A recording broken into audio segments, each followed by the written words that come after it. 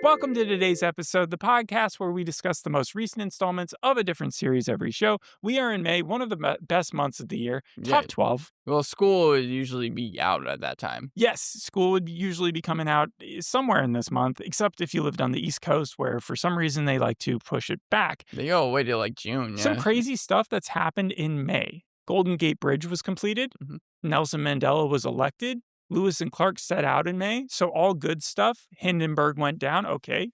Not as good. It's, a lot of those are like over 100 years old, though, right? Wow. Name Lewis and, them. Lewis and Clark, obviously. Yes. The Hindenburg, I want to say, happened in early 1900s, like 1918, maybe. See, I think it was like early 30s, honestly, but I don't think it was during the war. Okay, so it was earlier than that. That's almost 100. Nelson Mandela, that was like what, maybe 19. That's going to be way more recent than you 60s? actually think. Oh, I was gonna say 60s or 70s. I think it was 94. 94. Yes. Okay, and then what was the last one? The last one, Golden Gate Bridge. And I want to say that was 1930s. I think it was past the 20s too. Yeah, it may have been around the time of the Hindenburg. I think one of them was like the same year. So yeah, that was probably Hindenburg and Golden Gate Bridge. Well, the fact that I have for May 1st is that 45 years ago, 3 cult classic horror films were released in theaters all on the same day. You had Friday the 13th Part 2, Happy Birthday to Me, Graduation Day, all of which got negative reviews, but all were massive successes at the box office. 45 years ago doesn't feel like it should be the 70s, right? It was 1981. That's fucking crazy because I thought you were talking about the 70s just now. Wow. Yeah, no, I didn't do the math. Let's talk about some more modern news. 2026 is here. Beef isn't cooking as fast, right? Right. I think season 2 is not gaining as much viewership as season 1 was. It's got like a 60% decline from the first week's numbers. That's not too bad. It's doing better than some second seasons. I think it's still got good reviews. I think it's just people aren't as interested. You said what was one of the Halloween movies that got made? Friday the 13th? Friday the 13th Part 2. Halloween itself is made what's-her-face famous from The Bear.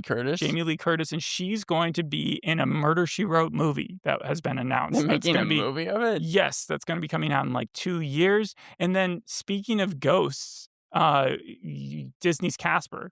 They're going to be making a live-action version of Casper. Did you ever see those terrible, like, animated movies back in, like, I think Cartoon Network was coming out with them, like, in the early 2000s? You're talking about animated, like, I thought it was a TV series. I thought it was like Sabrina the Teenage Witch that they did, like, a Saturday morning cartoon, but they did that for Casper. I think it was that as well, but they also made these, like, specials I remember that Cartoon Network used to air, like, around Halloween. I don't think I ever watched one. I watched the original, like, 90s Casper as a kid.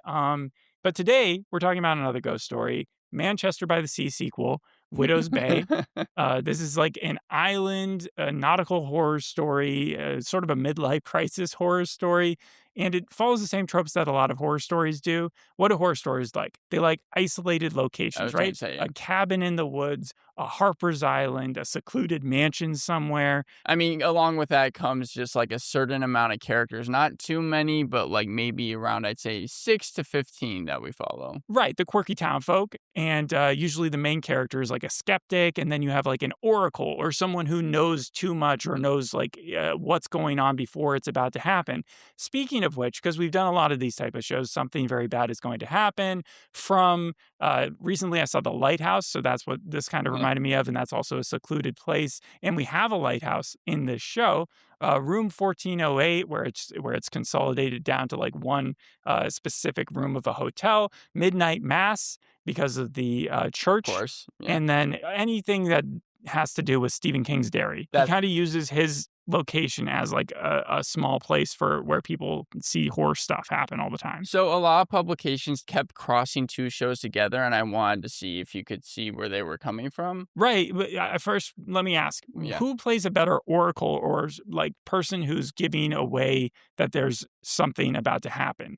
Zlatko Burek from Something Very Bad is Going to Happen? Yeah, right. Or Stephen Root? Yes. The Witness or The Fisherman?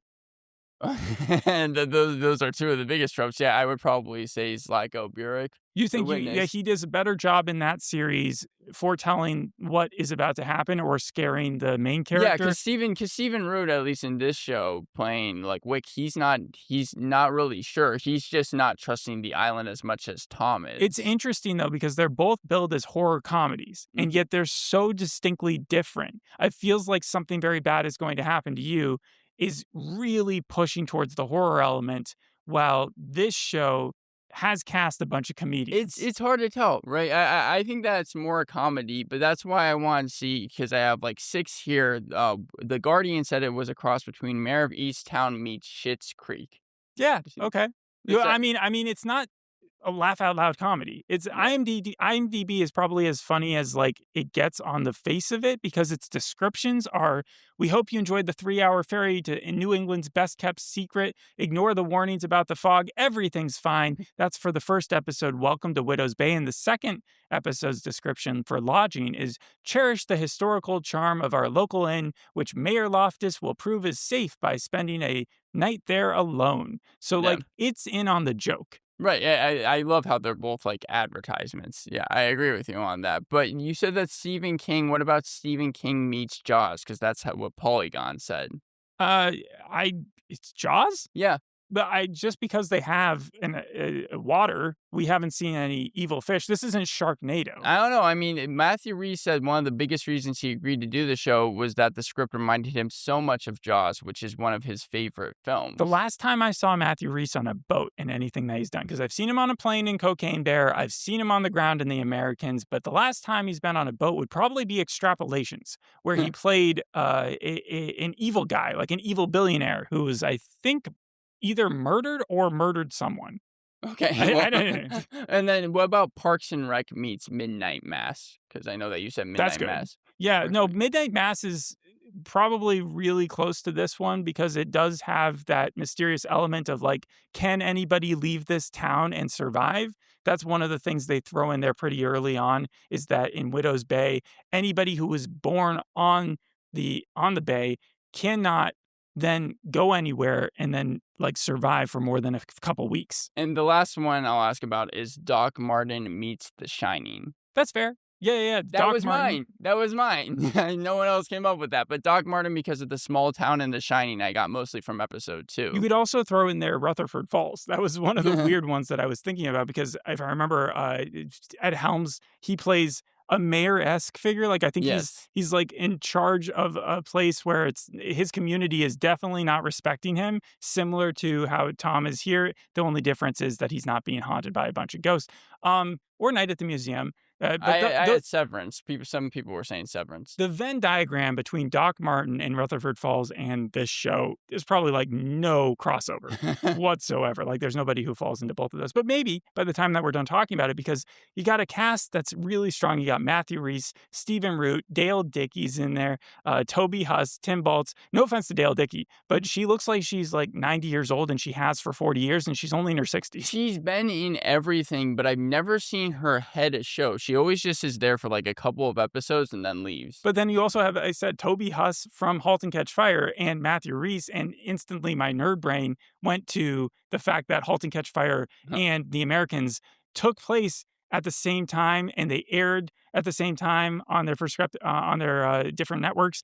And When it comes to Toby Huss, I get him confused with Clark Gregg. They look, I feel like, similar. Clark ooh, Gregg. like I feel like maybe his older brother, but I've seen Toby Huss play like any version of him. Sometimes he has a beard when he wants to look more gruff. Right. Here he's playing the father of the town, the priest of the town. And so it seems like he's going to be another person who kind of falls into a more believable Stephen Root character, another oracle who's going to be giving some warnings to Mayor Tom about what he should or shouldn't be doing with what's going to happen. Gee, I don't see it turning out too well for Reverend Bryce at the end of this show. I don't think he's going to make it through the season, but that's my guess. We've only seen him in 2 scenes.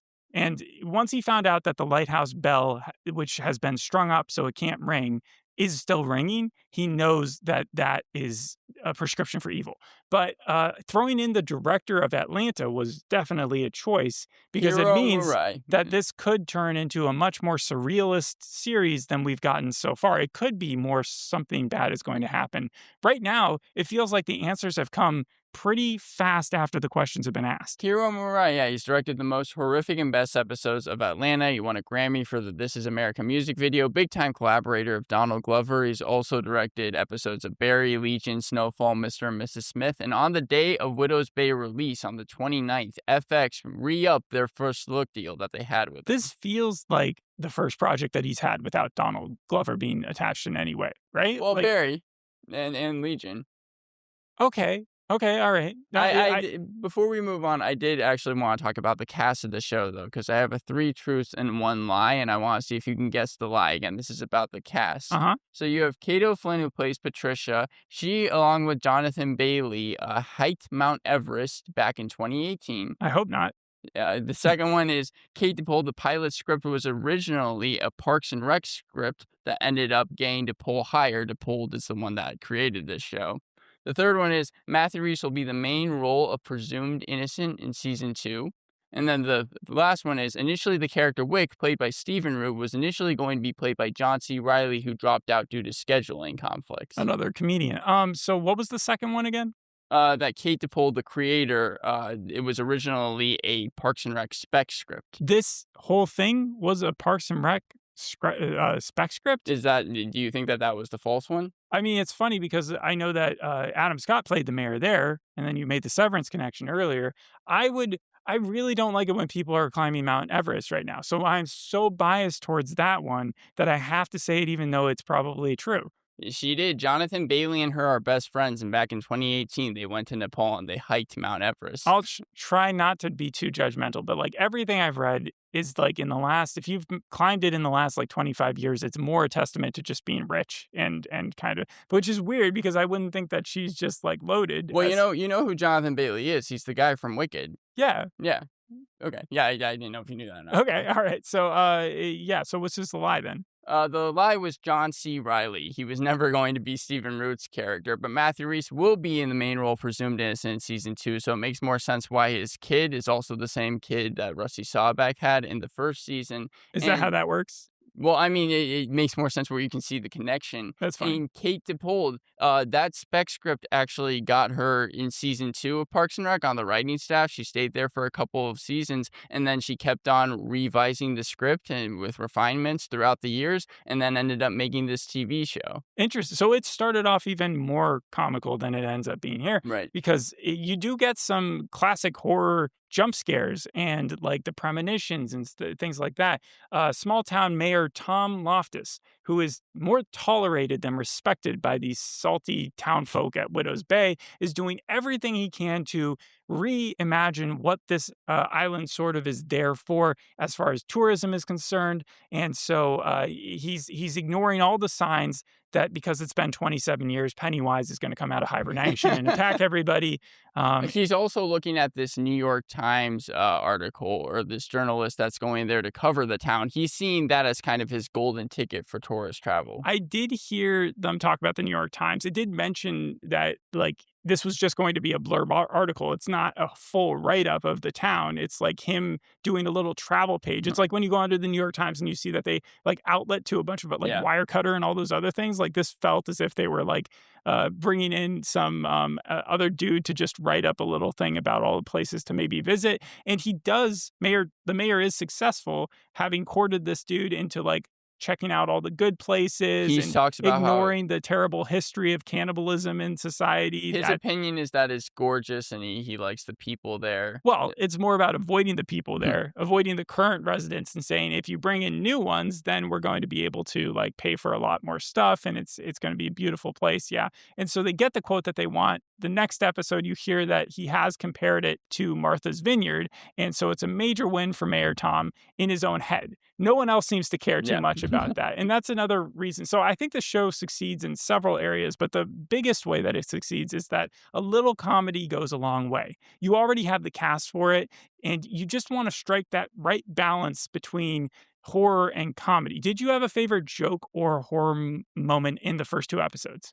I thought that the best horror moment came in episode 2 with the crawl space. It reminded me so much of the Visit's hide and seek scene that Mhm. I thought that the show is rarely scary, but when it is scary, it works because it's more about the environment. I realized is kind of where the horror thrive from. Yeah, and it was funny because the crawl space was he only was egged into doing it because of the thing that ends up crawling after Yeah. him, right? So, yeah, Tim Baltz, Neil Casey, Jeff Hiller, all are redheads, all make you wanna smile the second you see them. It's, like, hard to take them seriously when Yes, they're on the screen, and they're all playing it straight here. I Like, know. yes, they're in moments where, like, bad things are happening to them, but their expressions and stuff, no one is there cracking jokes in the way that you're usually seeing them, and that works so well. I agree with you. Jeff Hiller, he's won an Emmy for last year for Somebody Somewhere. But Neil Casey, I will always believe his best role was the Tetris God in the Dropout sketch. He actually wrote the 3rd episode of this series. And then Tim Baltz I was liked him in other space. yeah, he's I always enjoy seeing him. But Tim Baltz, he was like the most unexpected, the wild card, it felt like. Right, and we'll talk about the second episode a little bit more because I think of the 2, that was definitely my favorite. It felt like it had an independent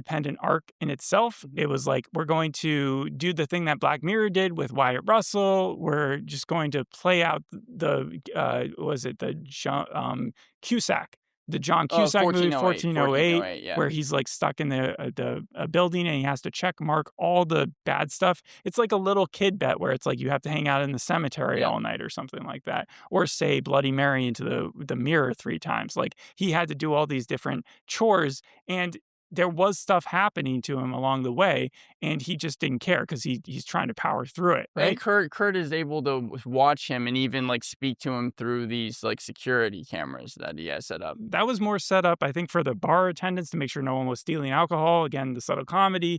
The thing I wanted to focus on with the first episode, though, is because of the review, like, if you look at any other story that likes to concentrate on the main character being obsessed about getting a good review, you think about Ratatouille, you think about Birdman, BoJack you Horseman. think about BoJack Horseman or like The Bear. Usually it runs several episodes, usually runs a full season arc or the full With the movie. bear, I think it was all of And season like the 3. big climax is whether or not they get it. Sometimes it's a good review, sometimes it's a bad review, and sometimes they have to learn to like get over it. Chef, even he starts off with like a bad review, Right. right? That's what causes him to like spiral from there.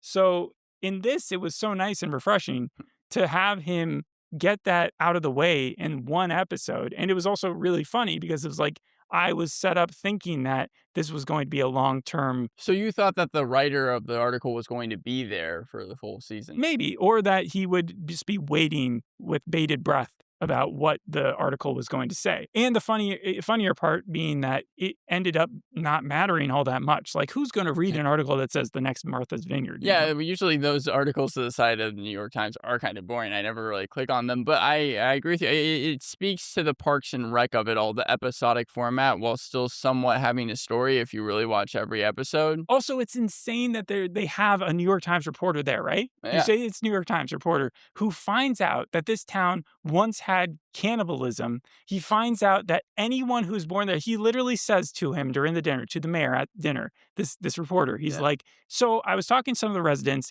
and they say everybody who leaves this town who was born here dies. yep. I checked, it's right. He says he checked, and then don't you think he would then follow up and be like, "This is insane! Like, I need to like because just because Mayor Tom says no, I've left, my yeah. son is left. No, he because Mayor Tom says he wasn't born there, Right, but right. he says my son is left in Medfine. Like, you would still think that it would make for a more interesting article, or at least need mention before saying this article is the next or That this place is the next Martha's Vineyard. that's front page stuff. Yeah, you're saying Right. that the article should have So started that's off with just a another warning. like weird thing that wouldn't actually happen, but it's actually hilarious if you think about it too much. Yeah, so you've got the mayor, he's a skeptic, he doesn't believe what's happening in the town. And another thing I like about this monster is that it's not like one thing, it's like a disease Yeah. that's rolling in. First, it starts with the fog. It's not just the mist with Stephen King. Then the fog leads to people getting sick, their eyes turn white, and then for some reason or another, they get erectile dysfunction, and then they die. I think I'm missing one of the ingredients in that whole thing, That but like, hospital scene was terrifying because I wasn't expecting him to just grab Tom. I thought that that yeah. Shep when he was in the hospital, I thought we were gonna be getting like an ear bitten off or something when Tom was getting close to him. And that's the thing about the balance, because as much as the comedy is subtle, the horror is not too subtle. Sometimes, especially nowadays with A24, the ambiguity is exhausting, Yeah. where like you're just watching and nothing seriously bad is happening. And sometimes it's a question of whether or not there is actually a haunting occurring. At least this pulled the rug out right at the start and was like, hey, no, this is for real.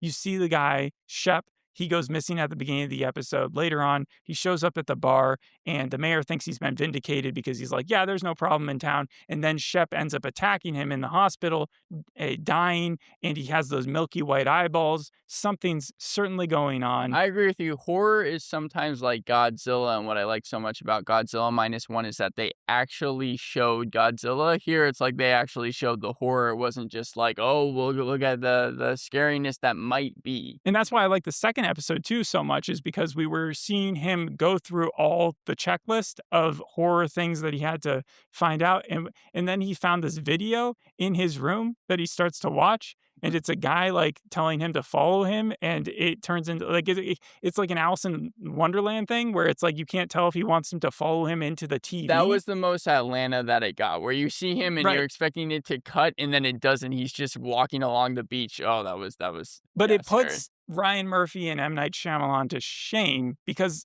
it doesn't feel like they're holding out for some huge twist. Right. This feels like it's bringing everything to the table and it's saying, here's what we got. Here's the horror. It's not a vampire attack. It's not a zombie attack. It's like this weird mystery illness, but it's perfectly apparent. And there's no question that this place is haunted.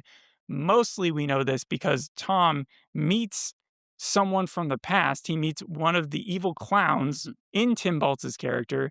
And I told it to you as soon as I saw Tim Baltz appear on screen. Like, it was a scary scene when the mayor thought he was alone in the hotel. He walks out, he hears a movement. He says, hello. You see like a dark figure, and you're like, this is the Babadook. Yeah. Like, this is freaking Lights scary. out. Yeah. Tim Baltz turns on the light. Hey, man. And suddenly, like, all my fear goes away. I know at this point Tim Baltz is evil. I'm like 90% sure he's going to turn out to be a killer, a ghost, something about it. Doesn't matter. Like, in my mind, I'm like, there's nothing this guy can do, having seen him in bajillion dollar properties to Righteous Gemstones, yeah. or even in Comedy Bang Bang, like that this guy could say or do where I would be freaked out by him. And that includes, and I think he did a very credible job, when he flips out during the bar scene later on and he starts going off about how he wants to murder a lot of Right. people.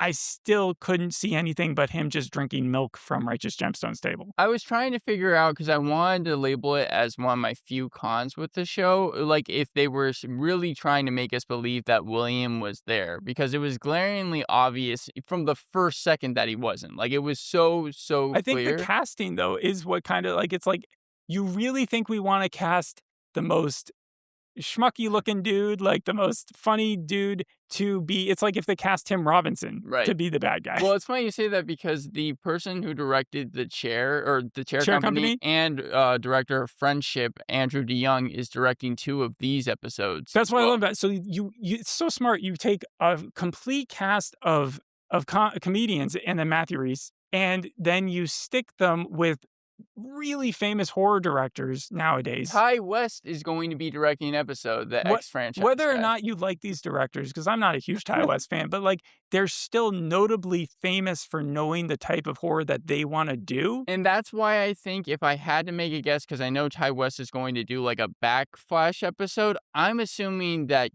we're going to see what he saw at the end of episode 2. I know that's jumping ahead a little bit, but when he's in that room, I assume we're going to get an episode centered on just that experience. I'm sorry, alone. who's Kurt again? Kurt is Neil Casey when he went into the room at the very end. Again, I know that's jumping ahead.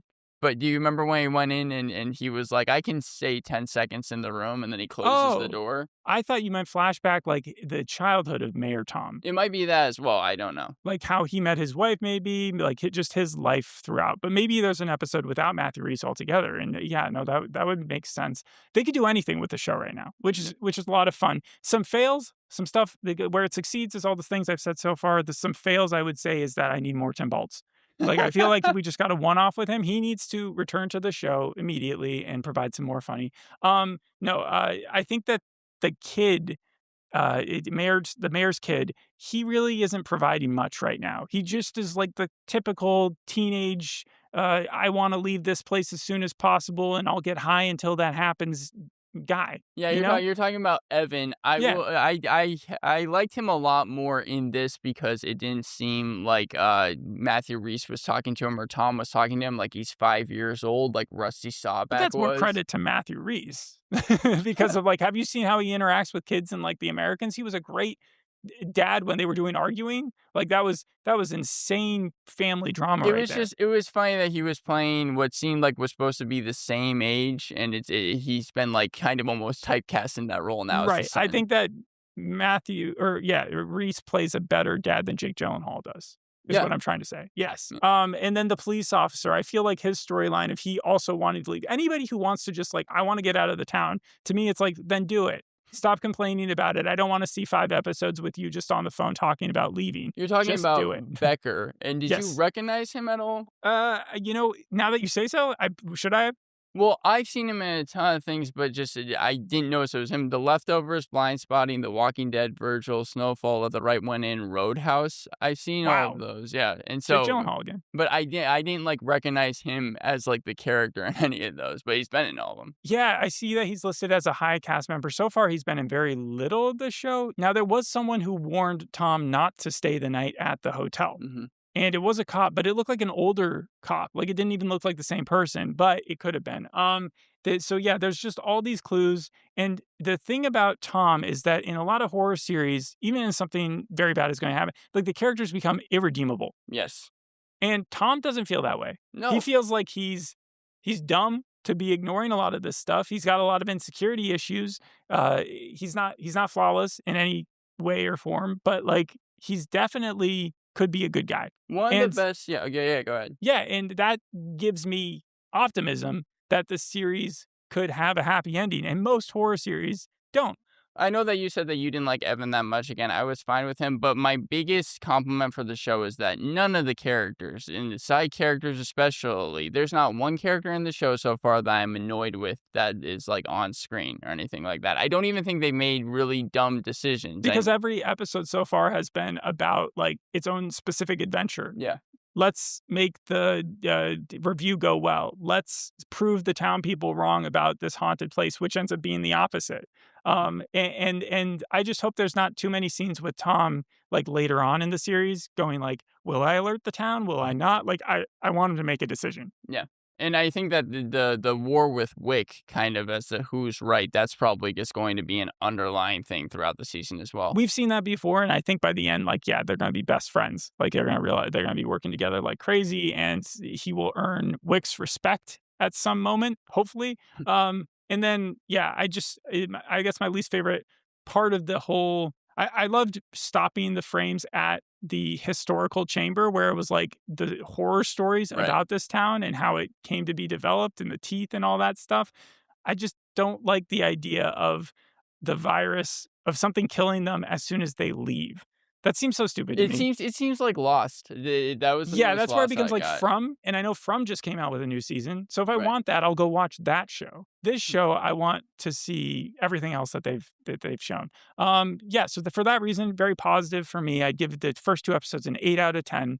And I probably will check out what happens next. This is one of the best reviewed shows of the year. 100% on Rotten Tomatoes, 5 out of 5 on The Guardian. Collider gave it a 10 out of 10. Variety labeled it as critics' picks for TV, best pick for TV. RogerEbert.com said it was nothing else on television and called it wonderfully demented as well as ambitious, and I agree with that. I think I might go a little bit lower because, again, I found episode 2 to be kind of predictable, but I give it a 7 out of 10. But seeing how well it's been review definitely makes me want to check out the rest of the series. Not to toot my own horn, but I hadn't seen any response or reception to this thing. So I just came in here with like clear knowledge, knowing that I enjoyed the show. And so I think most people will too. Yeah. Thanks for listening. We'll see you in the next episode. Hope you enjoyed this one. Bye. Bye.